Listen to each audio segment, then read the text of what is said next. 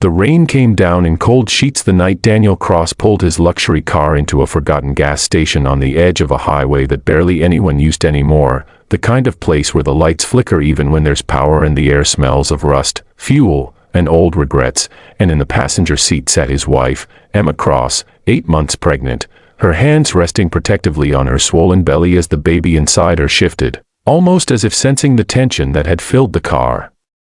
For the last 2 hours, a tension built from silence, sharp glances, and words left unspoken because Daniel, a self-made millionaire known for ruthless business deals and magazine cover smiles, had already made his decision long before the car slowed to a stop, long before Emma asked in a soft voice why they were stopping here when the resort was still an hour away, long before the rain blurred the windshield and turned the world outside into a gray smear of uncertainty. Daniel didn't answer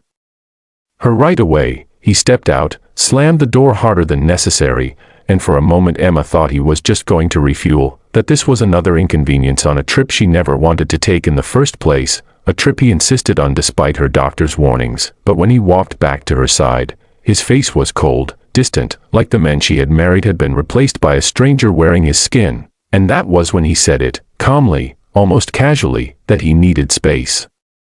That the pressure of the pregnancy, the expectations, the responsibility were too much, that the resort meeting was important, that she would be fine and could call someone in the morning, as if leaving a pregnant woman alone at a remote gas station in the middle of the night was no different than leaving her at a cafe. And before Emma could fully process the words, before she could even ask him how he could do this to her and their unborn child, he took her phone, claiming it was part of a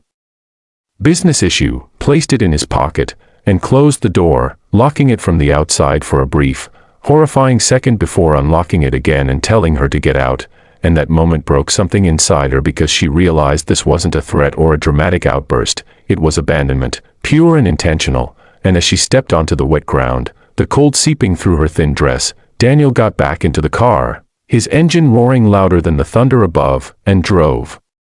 away without looking back, leaving Emma standing there, her breath shaking, her heart pounding with fear, disbelief, and a pain deeper than labor. And as the red taillights disappeared into the darkness, the reality of her situation crashed down on her all at once, the isolation, the danger, the vulnerability of carrying a life while feeling completely disposable, and she sank to her knees on the soaked asphalt, rain mixing with tears she didn't even remember starting to cry, her hands trembling as she held her belly and whispered apologies to the baby for choosing the wrong man, for trusting promises made in penthouses and champagne celebrations, promises that evaporated the moment responsibility stopped being convenient, and time seemed to stretch endlessly as cars passed without stopping, their headlights briefly illuminating her before vanishing again, until fear turned into determination, because something primal awakened inside her, a strength she didn't know she had, a refusal to let this be the end of her story, and she slowly forced herself to stand, every movement heavy and painful, and made her way under the weak shelter near the pump, her mind racing with plans, memories, and questions about how a man who once swore to protect her could discard her so easily. And in that rain-soaked silence she made a vow, not out loud but deep in her heart, that no matter what happened next, she would survive this night, she would protect her child, and one day Daniel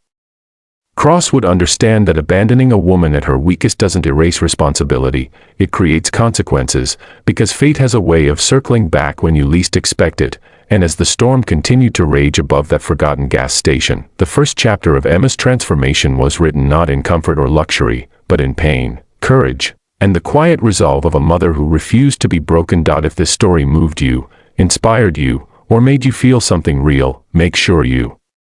subscribe to the channel, because this is just the beginning. More powerful, emotional stories like this are coming, and you won't want to miss what happens next.